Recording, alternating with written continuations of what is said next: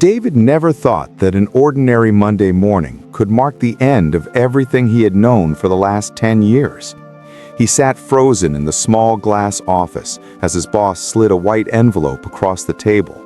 His boss avoided eye contact as he slid the white envelope.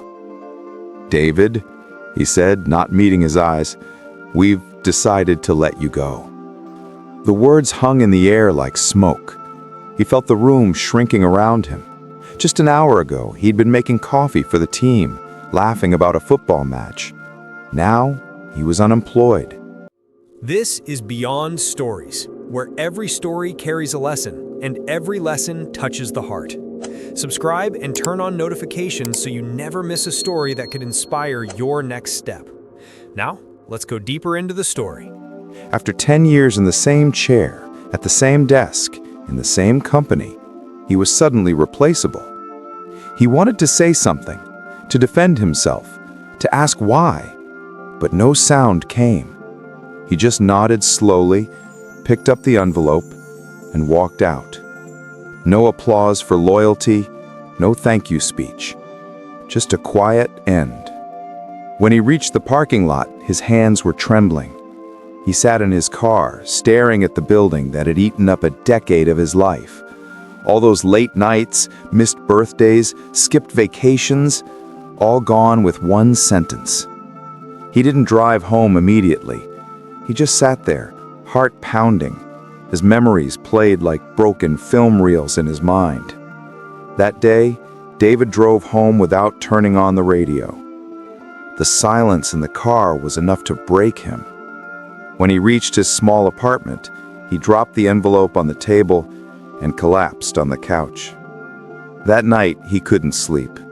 His phone buzzed with messages, some from coworkers pretending to care, others from family asking if he was okay. He wasn't. The silence of his small apartment felt heavier than ever. Days turned into weeks. His savings thinned out. He applied to dozens of jobs, got a few interviews, and even fewer callbacks. One interviewer looked at his resume and said, 10 years in one place, that's not experience, that's comfort. That line cut deep. Comfort. That's what had kept him trapped all these years. Fear dressed as stability. One morning, while cleaning the small drawer beside his bed, he found something old. A folded piece of paper, yellowed at the edges. It was a note from his late father. The handwriting was unstable, but the words were clear. "Son, never let a paycheck bury your purpose. You were born to build, not just to survive." He stared at those words for a long time. Something inside him shifted. He remembered how, as a teenager, he used to fix things. Old radios, broken fans, even phones. Neighbors would bring them to him, and he'd spend hours tinkering until they worked again. He loved it. But then, life happened. He needed money, took the first job he could find, and stayed. That evening, he went to his old cupboard, dusted off a rusty toolbox, and just held it. It felt like reconnecting with an old friend. He decided to start small, repairing gadgets from home.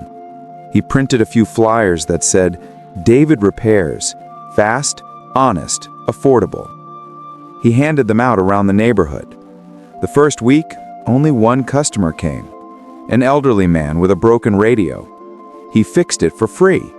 The man thanked him, smiled, and said, "You've got good hands, son. Keep at it."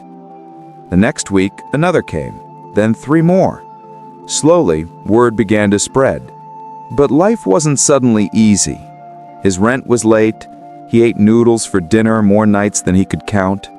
There were days when he questioned everything, whether he had made a mistake, whether he should go back to corporate life. But every morning, he would wake up, look at his hands, and remind himself, "These hands built my dream, not someone else's." Months passed.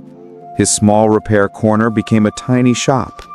He painted the walls himself, used shelves and borrowed tools from a friend. People began to trust him, not because he was the cheapest, but because he cared. One afternoon, as he was fixing a customer's fan, his phone rang. It was his old boss. "David," the voice said, almost hesitant.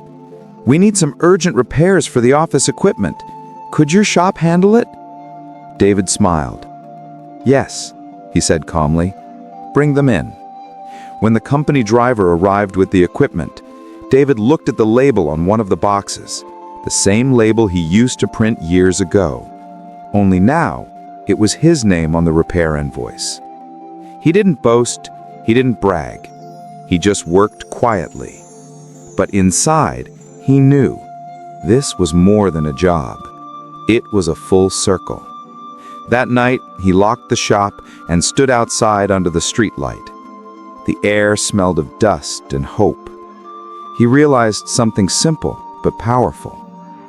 Getting fired was not the worst day of his life. It was the day life finally began to move in the right direction.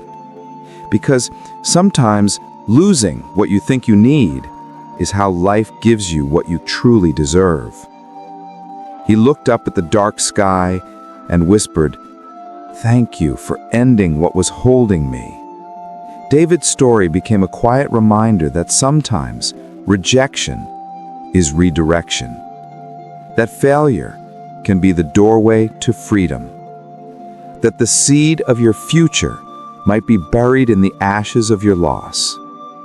Years later, when young people asked him how he started, he would smile and say, "The day I got fired was the day I stopped surviving and started living." The world may shut one door, but it's often because your real home is somewhere else. Never be afraid to begin again. Life has a way of closing doors, but often those closed doors are guiding you to the one that truly belongs to you. Don't fear new beginnings. Don't cling to comfort. Sometimes losing what you think you need is how life gives you what you truly deserve.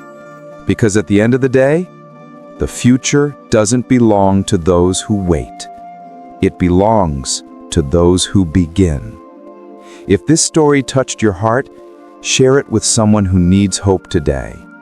And remember to subscribe for more inspiring real-life stories that awaken your purpose and remind you of one truth.